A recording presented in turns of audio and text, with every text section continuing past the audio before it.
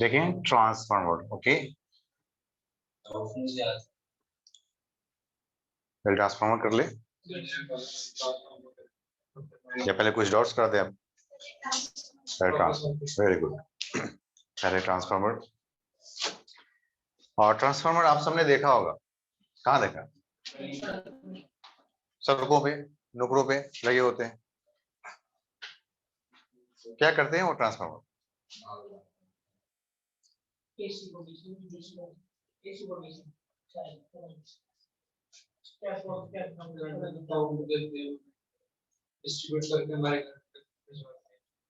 क्या डिस्ट्रीब्यूट करते हैं?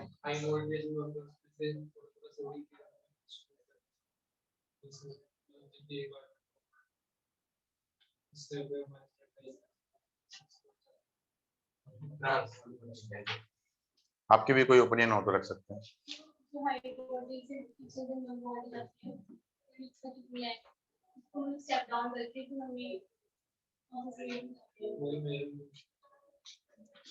क्या, कौन सा व्यूज है आपका?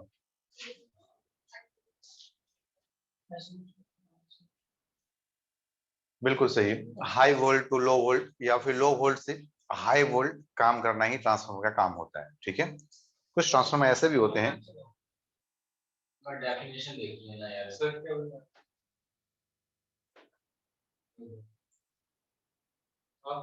कॉपी निकालो भाई। ओके, बंद करो मोबाइल, बंद करो।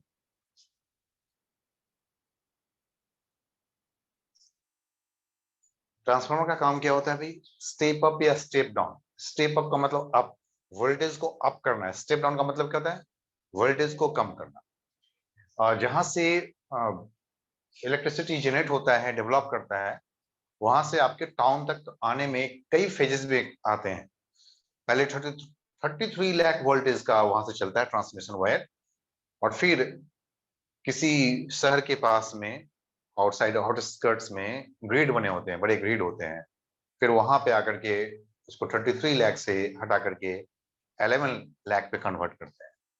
फिर 11 लाख से फिर उस ग्रिड से भेज करके आपके शहरों में कहीं पावर हाउस होता है, शहरों में भी एक छोटा सा स्टेशन होता है, पावर हाउस होता है, फिर वहां पे वो भेजते हैं और उसको भेजते हैं 11 लाख वोल्टेज भेजते हैं। वो 11 लाख वोल्टेज को फिर से रिड्यूस करते हैं 11,000 वोल्ट, 11,000 वोल्ट में। और 11,000 वोल्ट फिर से कहीं भी जो ट्रांसमिशन पोल होता है उसके सबसे ऊपर में, ऊपर से जो लाइन जाता है थोड़ी सी हाई, ऊंचा करके उसको लेके जाते हैं। वो हमारे गलियों के नुकड़ों के पास जो ट्रांसफार्मर लगे होते हैं उसके पास पहुंचाते हैं। और फिर वहां पे उस ट्रांसफार्मर, वहां भी एक ट्रांसफार्मर है, वो ट्रांसफार्मर क्या करता है कि 11,000 वोल्ट को 220 वोल्ट में कन्वर्ट करता है। और फिर वो 220 वोल्ट वाली लाइन हमारे घरों के पास पोल्स के तार में, और हमारे घर 220 वोल्ट आ जाते हैं। फिर हम कहीं पे लगाते हैं, कभी कंप्यूटर चलाते हैं, कभी कुछ भी यूज करते हैं। कुछ 220 वोल्ट, कुछ डायरेक्टली 220 वोल्ट से ही चलने लगते हैं, जैसे फैन। कुछ 6 वोल्ट से चलते हैं, जैसे कि कुछ 12 वोल्ट से भी चलते हैं, जैसे कि लैपटॉप चलाने के लिए कितने वोल्ट की रिक्वायरमेंट है? आई थिंक 7.5 या 7 वोल्ट के आसपास में होते हैं मैक्सिमम, 7.5 डिपेंड्स ऑन।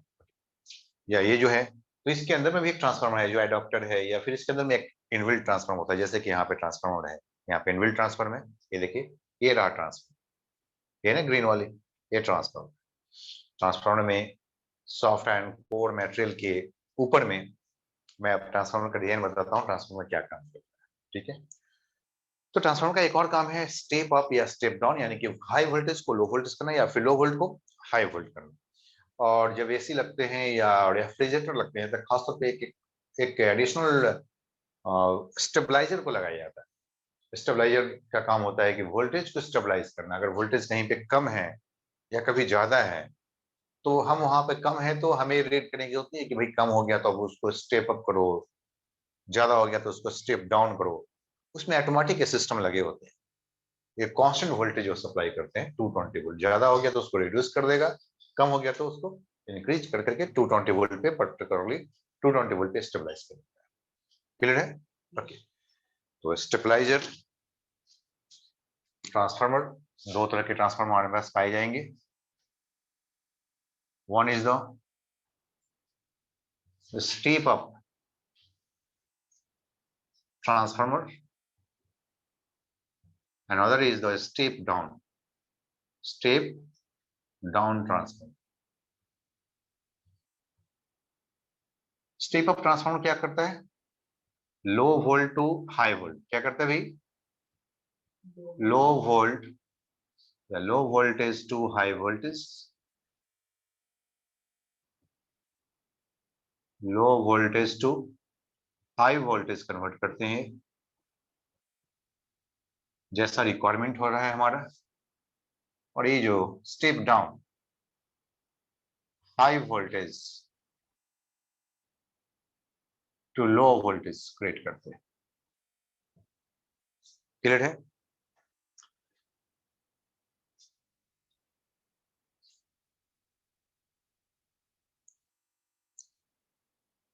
ट्रांसफार्मर का कंस्ट्रक्शन देखें तो नोट करते जाएं साथ साथ। यह है एक soft iron core, soft iron core. हमने सॉफ्ट आयरन कोर के बारे में पहले भी जाना है। क्या होता है soft iron core?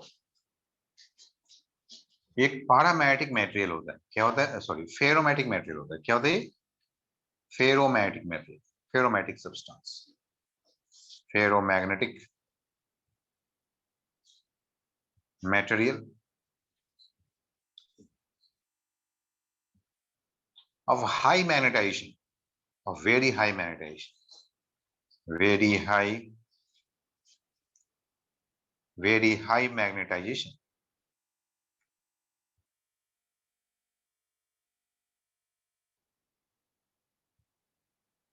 very high magnetization। High magnetization क्या होता है? जो भी इफेक्ट यहाँ पे, जो चेंजेस यहाँ पे करेंगे ना मैग्नेटिक फ्लक्स, वो तुरंत से सभी जगह इसको डिस्ट्रीब्यूट कर देगा इक्वली। एक जगह जो चेंज होगा ना, उस चेंजेस को तुरंत से क्विकली कहीं पे ट्रांसमिट कर देता है जहां पे रिक्वायरमेंट है। दैट्स व्हाई हम इस मेटेरियल को यूज करते हैं। और इस मेटेरियल को क्या करते हैं, इसके एक एंड पे हमने ऐसे यहाँ पे कॉइल लगा रखा है। नंबर ऑफ टर्न्स है इसमें, और इस कॉइल को हमने, जो एसी सोर्स है हमारा जो भी है, अगर 33 लाख है तो 33 लाख को, फिर अगर 33 लाख को हमें 11 लाख में कन्वर्ट करना हो तो स्टेप डाउन ट्रांसफार्मर लाना पड़ेगा, है ना। और कम स्टेप डाउन करना पड़ेगा। लो हाई को लो करना है तो क्या करना है? स्टेप डाउन ट्रांसफार्मर लाना होगा। स्टेप डाउन ट्रांसफार्मर लाने के लिए क्या होगा? इसकी जो नंबर ऑफ टर्न्स है ना, और इसकी नंबर ऑफ टर्न्स, दोनों में फर्क होगा। अगर हमें स्टेप डाउन करना है तो यहाँ पे नंबर ऑफ टर्न्स कम करना पड़ेगा। अगर स्टेप अप करना है तो नंबर ऑफ टर्न्स बढ़ा देना पड़ेगा। बस कुछ नहीं करना, यही करना। तो स्टेप डाउन हो जाएंगे, तो स्टेप डाउन हो गया तो कम हो गया। 33 लाख से 11 लाख हो सकते हैं, या 11 लाख से 11,000 हो सकते हैं, या 11,000 से 220 वोल्ट हो सकते हैं, या फिर 220 वोल्ट से 12 वोल्ट हो सकते हैं, 6 वोल्ट हो सकते हैं, जितना भी हम चाहे रिक्वायरमेंट। उसके अकॉर्डिंगली हमें नंबर ऑफ क्वाइल्स को मैनेज करना पड़ता है। हम देखेंगे कैसे रिलेटेड है number of coils, number of turns. Okay,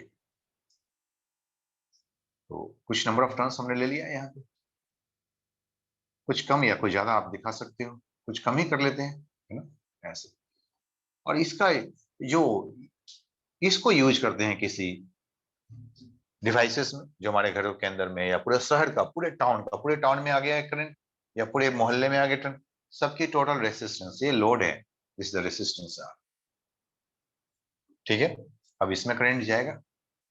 हाँ, अगर यहाँ पे एसी सोर्स है, ये भी एसी सोर्स, ये भी एसी करंट ही आने वाला है। ये भी कैसा करंट आने वाला है? जैसा चेंजेस यहाँ पे होगा, सिमिलर चेंज यहाँ पे होने वाला है, same change. Quickly very high magnetization क्या करता है? The change of magnetic flux, change of magnetic flux quickly transfer या quickly transmit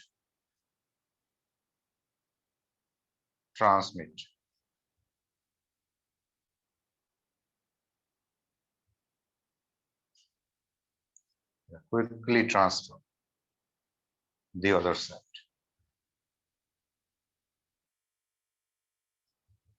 दूसरे साइड में भी क्विकली ट्रांसफर कर देता है किसको भी?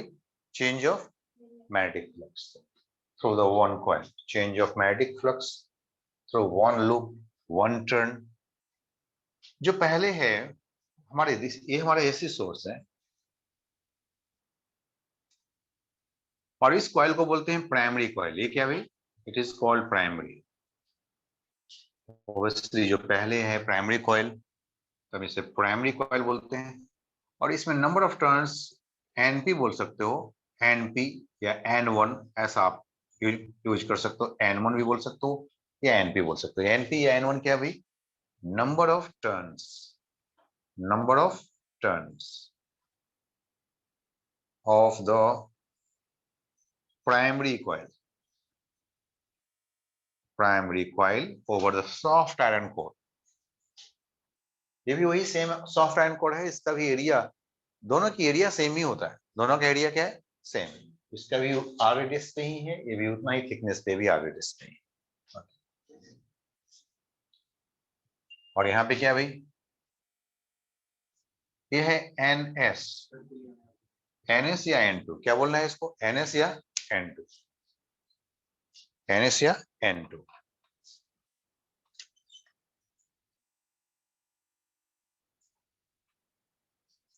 soft iron core material, ferromatic substance, very high magnetization, change of magnetic flux through each turn, quickly transfer to the other side. Other side क्या है भाई? One side is primary, then other side is secondary. Other side second.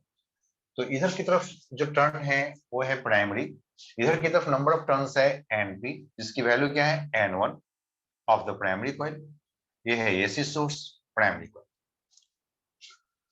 ये क्या भाई? NS, NS का मतलब क्या रखा हमने? सेकेंडरी, मतलब नंबर ऑफ टर्न्स। ये क्या भाई? Number of turns of the secondary coil, number of turns of the secondary coil. कितने वैल्यू है? n2 वैल्यू है। रेसिस्टेंस क्या है? R, resistance R। क्लियर है? Point to be noted that area cross section of each turn is same. Area cross section so each turn is same.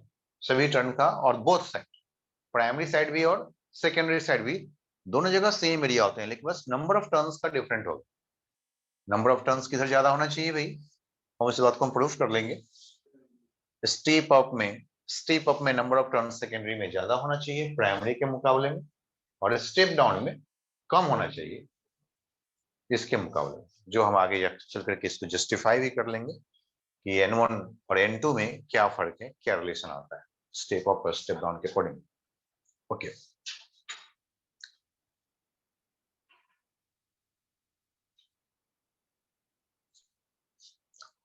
मैं यहाँ पे primary coil के बारे में कुछ लिखता हूँ, एक क्वेश्चन लिखता हूँ for primary coil.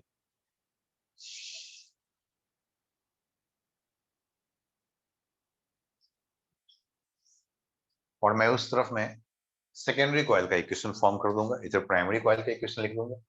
For primary coil आप देखोगे, सपोज इसका जो एसी सोर्स है, इसका ईएमएफ है क्या है? ई है। E can be equal to what?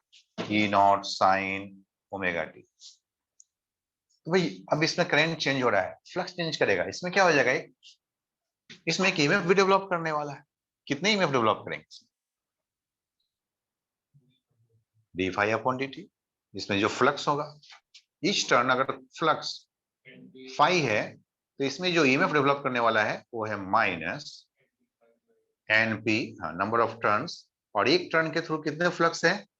D phi upon d t. तो हो जाएगा NP d phi p upon d t. यही तो है। हम बोल सकते हैं for the primary coil equation बनाएंगे तो यहाँ पे आएगा, ऐसे चलूंगा, ऐसे एक लूप में चलूंगा केवीएल लॉ से। क्या करना पड़ेगा? देखूंगा केवीएल लॉ इस्तेमाल करेंगे। EMF of the source E, EMF of the source E, इसको बोल सकते हो ईपी बोल दो, प्राइमरी कॉइल का ईएमएफ, ठीक है? EP minus NP into d5p upon dt। इधर सब p इस्तेमाल किया है, p means primary. And should equal to what, फिर से आप ऐसे केवीएल में चले, फिर इतना गया, इसने इतना वोल्टेज दिया, यहाँ पे माइनस में ईएमएफ डेवलप कर गया, इंक्रीजिंग डिक्रीजिंग दोनों केस में, एंड शुड इक्वल टू क्या हो गया, 0 हो गया। हम इसको थोड़ी सी, यहाँ पे मैं इस बात को लिख सकता हूं कि ये 5p क्या है, d5 अपॉन dt क्या है, इसको लिख देते हैं। It is the rate of change of, क्या है भाई, it is the rate of change of magnetic flux through each turn off the primary coil, through each turn off the primary coil. हाँ बिल्कुल सेम होगा। हाँ तो अभी primary की बात कर रहे हैं ना, अभी प्राइमरी की बात कर रहे हैं, अभी मैंने बताया था कि दोनों सेम ही होने वाला है। क्यों? क्योंकि दोनों का एरिया ऑफ क्रॉस सेक्शन क्या है, सेम है, सेम ही वायर को भी इस्तेमाल करते हैं जैसे। तो पहले तो हमने प्राइमरी के बारे में लिख रहे हैं, फिर हम सेकेंडरी के बारे में लिखेंगे, फिर दोनों को कोरिलेट कर लेंगे। ठीक, सिंपल है, डायग्राम बनाना है और बस एक इक्वेशन लिखना है, छोटा सा इक्वेशन केवीएल लॉ से। ईपी का मतलब हो गया, ईपी यहाँ पे जिसकी वैल्यू हो सकता है E0 sin ओमेगा टी, इसकी वेरिएशन ऐसे हो सकते हैं, minus NP d5p upon dt, rate of change of magnetic flux through, पूरा करो, through each turn of the primary coil. अगर आपने इसको कंप्लीट कर लिया है, नोट कर लिया है, इसको हटा दे इसे।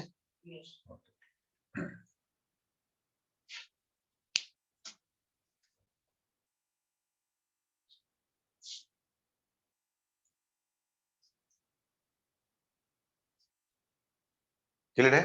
ओके। और यहां से हम एक ला भी सकते हैं, what is EP.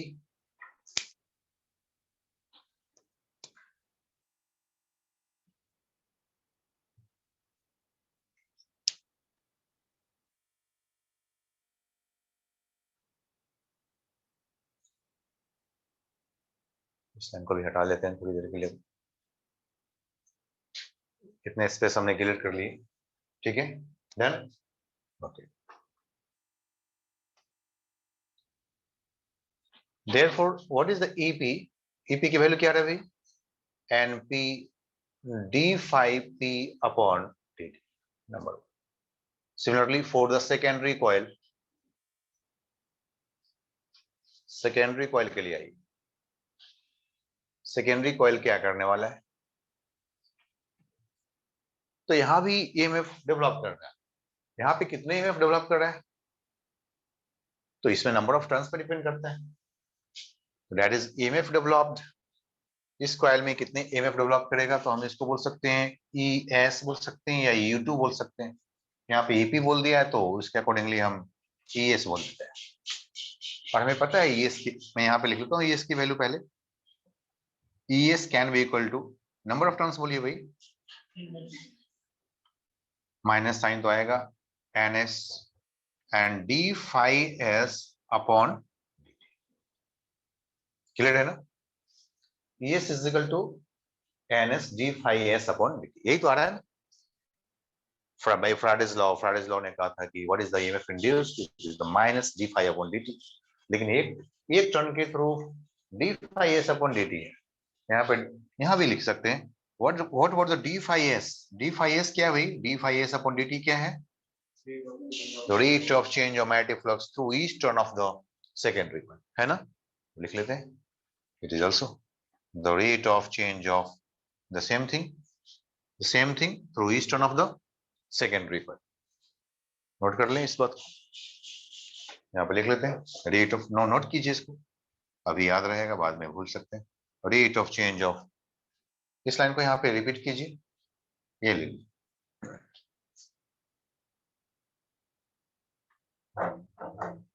d5 upon ds rate of change of through the secondary, मैंने लिख भी दिया, आपने अभी लिखा भी नहीं,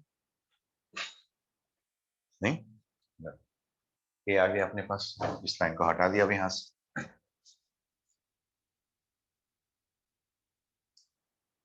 क्लियर है? आप कंफ्यूज नहीं कर रहे हैं इसलिए मैं इसको भी हटा दें यहां से, अब हो गया done. So we got that ES के लिए हमारे पास आ गया, what is the ES? It is a minus NS d phi s upon dt, और लिखेंगे as d phi s upon dt is also equal to किसके इक्वल है भैया? d phi s upon dt is equal to d phi p upon dt, इनके equal है। भाई क्यों equal है? Because of this soft iron core, because of this same amount of rate of change of magnetic flux quickly transfer to the other side, quickly transfer to the other side. Okay, इसका वजह as soft note कर सकते हैं, as soft iron core, as soft iron core quickly transfer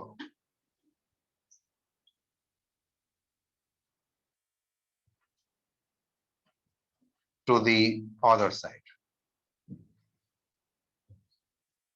तो D, इसकी value क्या आ रहा है यहां से इक्वेशन से? What is the D phi S upon dt? Minus sign बोलना, E S upon N S, और डीपी अपॉन dt की वैल्यू क्या आ रहा है? DP upon dt is equal to EP upon NP, EP upon NP. मुझे secondary coil के through flux चाहिए, तो सेकेंडरी कॉइल के थ्रू आ रहा है माइनस साइन इधर आ गया, क्या गया भाई? एनएस ऊपर जाएंगे, NS upon NP into EP, ये आ रहा है। ये माइनस साइन बता रहा है कि दोनों आउट ऑफ फेज है, दोनों क्या है? आउट ऑफ फेज है, मतलब ऑब्वियसली एक इंक्रीज कर रहा होगा तो दूसरा क्या कर रहा होगा? डिक्रीज कर रहा होगा। Minus sign increasing, minus sign show करता है कि दोनों आउट ऑफ फेज है, 180 डिग्री फेज है दोनों के बीच का।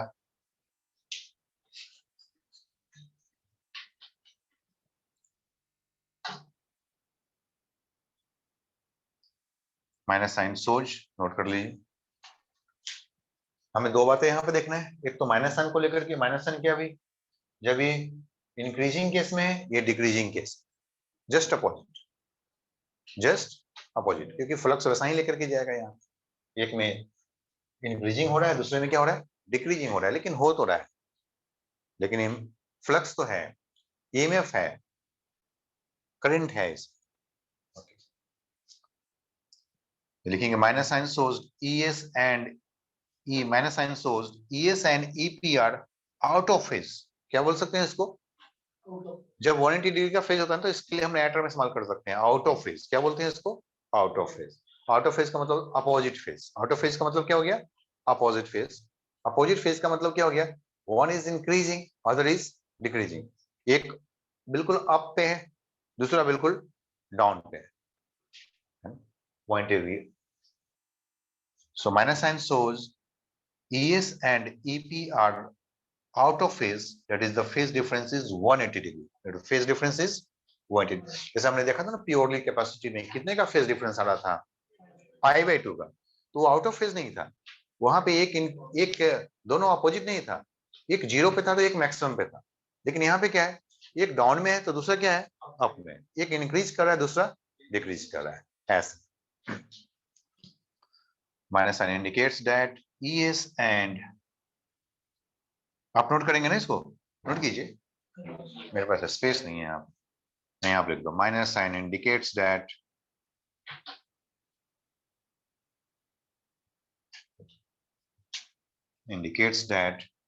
ES and EP are out of phase। Out of phase का मतलब क्या है? That is phase difference is 180 degree, phase difference is 180 degree, phase difference is 180 degree, दोनों ही 180 डिग्री फेज डिफरेंस पे है। क्लियर है इतना? ओके अब हम इसको कन्वर्ट करते हैं। अगर हम मुझे ज्यादा चाहिए, मुझे ईएस ज्यादा चाहिए, मुझे सेकेंडरी में अधिक ईएमएफ चाहिए भाई, क्या करना पड़ेगा? मुझे एनएस की वैल्यू अधिक करना पड़ेगा, एनपी की वैल्यू अधिक करना पड़ेगा। क्या? एनएस की value, NS number of turns towards the secondary coil should be greater than NP, तभी तो अधिक होगा, ग्रेटर देन 1। मुझे कम करना है, ये इसको कम करना है, स्टेप डाउन करना है। क्या करना मुझे? तो इसे कम करना है।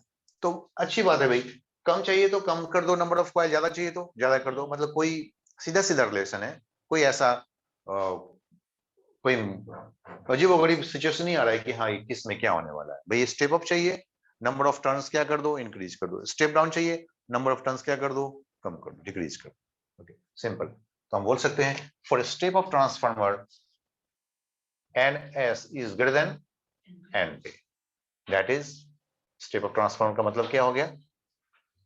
therefore ES is greater than EB. Step down transformer NS is less than NP, that is ES is less than EB. Clear है ना? मुझे भी लग रही है। क्या हो गया? अभी रहने दो, कूल है। Is it okay? Okay. And what is the current? Current I is equal to ES upon R. ES upon R. So simple. अब ES की भी, ES का भी वेरिएशन ऐसा ही होगा। Current I ES upon, clear है?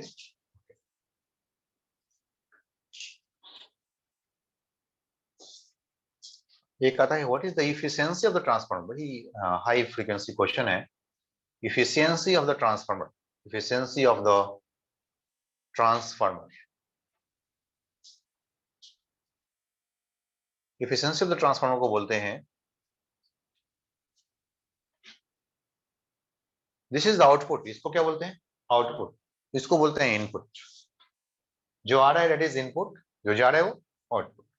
से primary is the input, secondary is the output. Output का क्या? आउटपुट करेंट, बिल्कुल सही है। आउटपुट बाई, कहीं भी इफिशियंसी क्या होता है? आउटपुट बाई इनपुट ही होता है। तो आउटपुट पावर, बिल्कुल output power by input power, output power by input power को बोलते हैं इफिशियंसी ऑफ द ट्रांसफार्मर। अगर परसेंटेज इफिशियंसी चाहिए तो 100 से मल्टीप्लाई करना है। If you want to get the percentage efficiency we have to multiply by output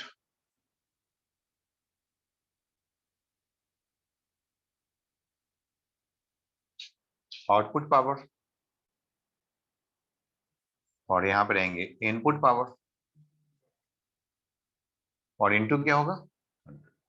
percentage efficiency. तो आराम से निकल जाएंगे। पावर निकालना हमें मालूम है, पावर कैसे निकाला जाता है, ठीक है ना?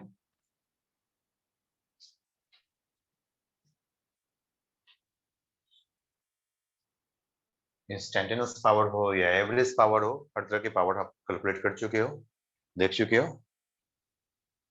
अभी कुछ प्रॉब्लम्स भी करेंगे।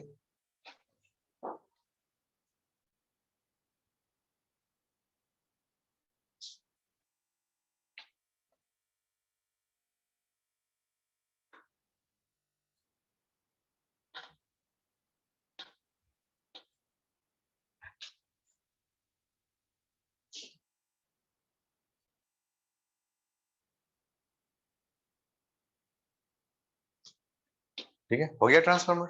ओके, अब एक क्वेश्चन है ट्रांसफार्मर पे बेस्ड, और वो है क्वेश्चन नंबर 19। मैंने कहा था कि जब मैं आपको ट्रांसफार्मर पढ़ा दूं तो आप उस क्वेश्चन को कर लेंगे। मैंने ये भी कहा था कि शायद वो क्वेश्चन मैं ही कराऊं, लेकिन आपने कहा था कि जब मैं टॉपिक करा दूं तो आप उस क्वेश्चन को स्वतः कर लेंगे। कर लेंगे? जीरो आ गया? कैसे आ गया जीरो? 220। हम्म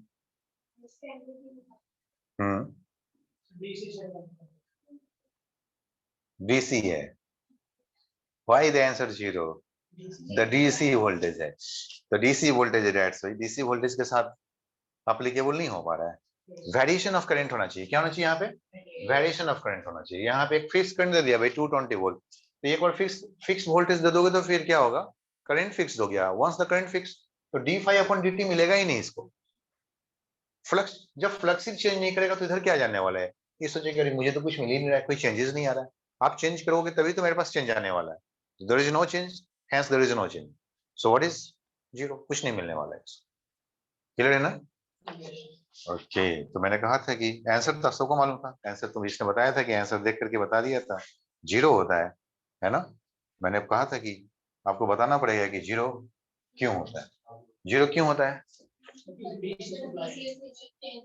क्योंकि डीसी वोल्टेज, यहाँ पे क्या होना चाहिए क्वेश्चन में, अगर मैं मुझे एसी वोल्टेज रखना चाहिए था। जो क्वेश्चन है, अगर इसमें हमें एसी रख देंगे और transformer has 50 turns in the primary, 100 turns in the secondary, if the primary is connected to 220 volt DC supply instead of DC supply, अगर हम AC सप्लाई रखते तो हम निकाल लेते थे, और निकालना बड़ा आसान था, हमारे पास फॉर्मूला मौजूद था। ये ना, कहाँ गया? गायब हो गया? नहीं है, लेकिन है आपके दिमाग में है। ES इज इक्वल टू क्या होता है भाई? ES is equal to NS upon NP into EP। Formula तो माइंड में रहता है, आराम से हो जाएगा ना? बिल्कुल।